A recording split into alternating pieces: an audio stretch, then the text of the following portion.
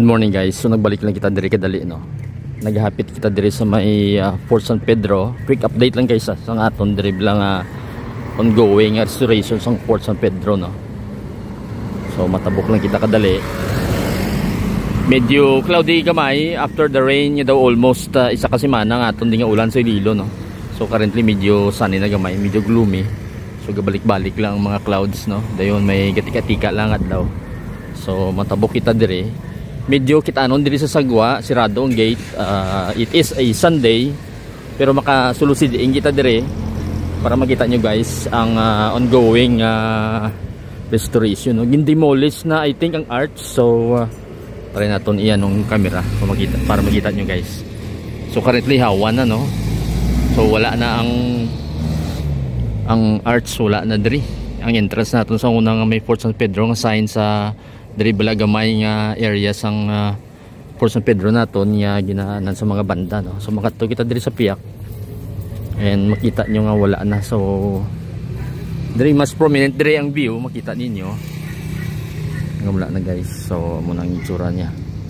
Ang daw balay-balay nga may ginaanan sa mga banda sa una kag ginapistuhan naton wala naman ano. So matamat lang ginapangguba na nila mga structures diri. So hopefully mga in the future natin yung mga updates makita nyo na kung ano na ang progress ini.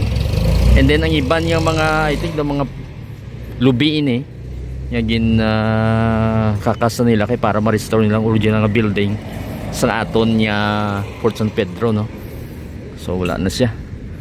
And then ang sa kilid dyan basi mga original pa na yung mga bato guys no. So munang itsura yan din. So try na natin ipakita sa inyo para makita nyo ang susunod guys. So muna siya. We have the view of the Guimaras Island as well. So wala na ding arch no, ang arko-arko nga ginakantuan natin bala mag-entrance kita diri sa una. As usual ang siling natin nga daw possible nga original nga mga bato ari pa naman di sa kilid. So wala ta kabalo basi ibilin ini or igubon kag ibalik tong original structure sa aton nga fort ano. So fortress to sa una, defender naton diri sa during sang war no. Palakat lang kita kadali further dito sa piyak na side.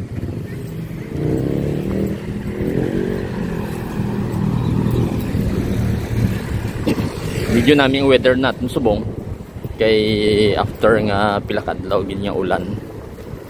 So currently daw nagbulubalos naman ang adlaw. So sa diri nga side wala kita makita pero makadto lang kita diri sa corner.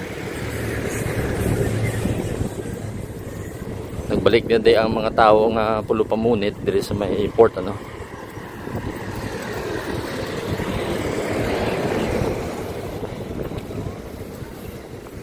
So ang diring area makita naton, hindi nato makita gidang sa sulod pero at least makita niyo overview bala guys no sang aton area sa pag-rehab sing aton nga no. Pag-restore sa aton yung Fort San Pedro. So ang adlaw gatulo tika-tika lang mga tao diri ga pulo pamunit. Relaxing Sunday no in the morning. As well as ang mga usual nato nga nagapamunit diri. So makita niyo dira.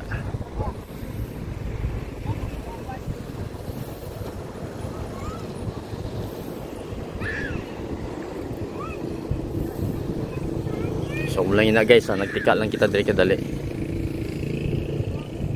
So manami kay daw wala balod no. Pwede ka langoy kung gusto niyo maglangoy. May if you remember the late Rudy Fernandez ginlangoy lang ning pang dis ang Fort San Pedro pakadto sa Guimaras ano. Sa una. The legendary Iron Man of Asia.